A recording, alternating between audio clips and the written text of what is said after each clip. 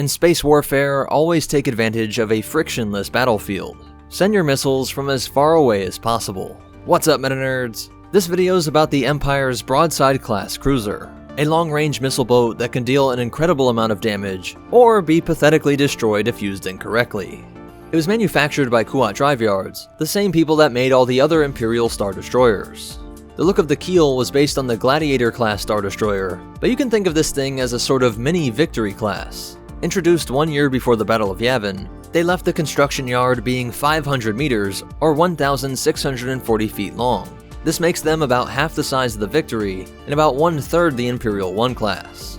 If it were here on Earth, it would be about 1.5 times the size of the Nimitz-class carrier, the largest military ship in the world right now, or about 108 Honda Civics long. But what's really impressive is that the entire interior of this ship is dedicated to its high explosive payload. There are 40 individual concussion missile launcher tubes, with a total of 1,200 missiles on board. Its big brother, the Gladiator, only had 300, and the Victory had 80 concussion missile launchers, and things like your standard TIE bomber had 16 missiles. That means a single broadside cruiser had the equivalent of 75 fully loaded TIE bombers. For reference, an ISD would normally only have 12 bombers in its complement. Now consider the fact that it could fire these from incredibly long distances, and it could fire the terrifying MS-15 Diamond Boron missile. This anti-starfighter missile was developed during the Clone Wars, but perfected during the Galactic Civil War. They could be fired from the same launchers as your standard concussion missiles, but had two important upgrades. Their Diamond Boron coating made them impervious to almost all laser cannons produced by starfighters. As Wedge Antilles said about Dash Rendar's experience, the thing was one of those Empire's new Diamond Boron armor jobs. Nothing he threw at it could have stopped it. So it could easily get into your starfighter formation, and when it did, the explosion created a 50-meter sphere of death in all directions. Wise commanders could create a sort of grid, sending these at areas all separated by 50 meters, and watch as the explosions all grew and met, creating an enormous kill zone.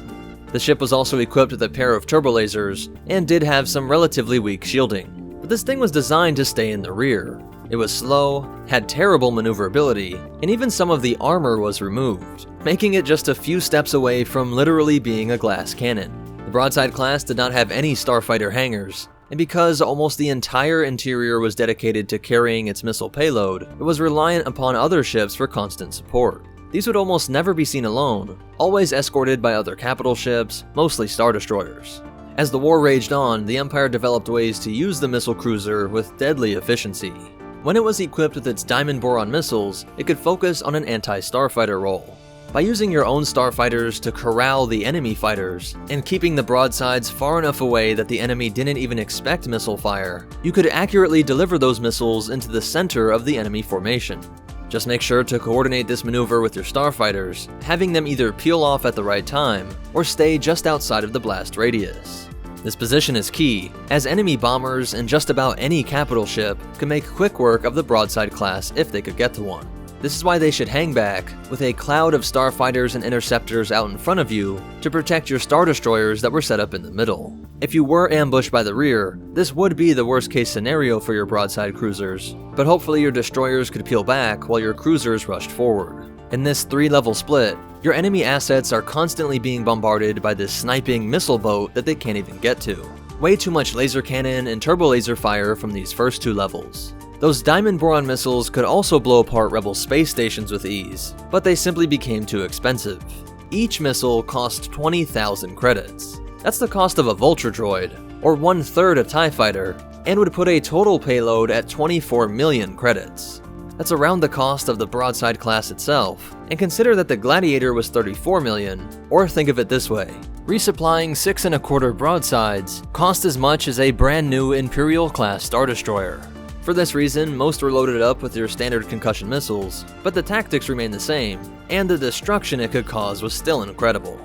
It is for this exact reason that many Imperial heads rolled when the Zann Consortium was able to get their hands on some. How many broadside cruisers are still in the galaxy is unknown, but this missile boat that dealt damage at a distance struck horror into the hearts of the rebellion. So that's it for its history, but you definitely want to hear these cool facts and behind the scenes stuff.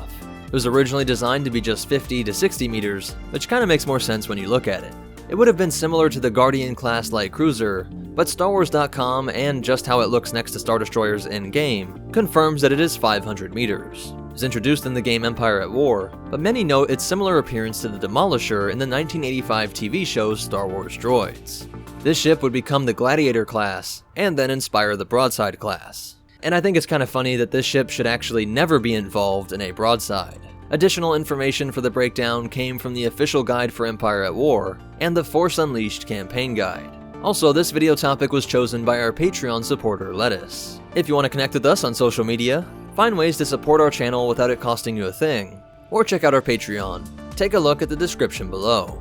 Special shout out to our supporters over on Patreon, but most important of all, remember, when you gaze long into the abyss of space, the abyss also may fire a diamond boron missile at you from seemingly out of nowhere, and the Force will be with you, always.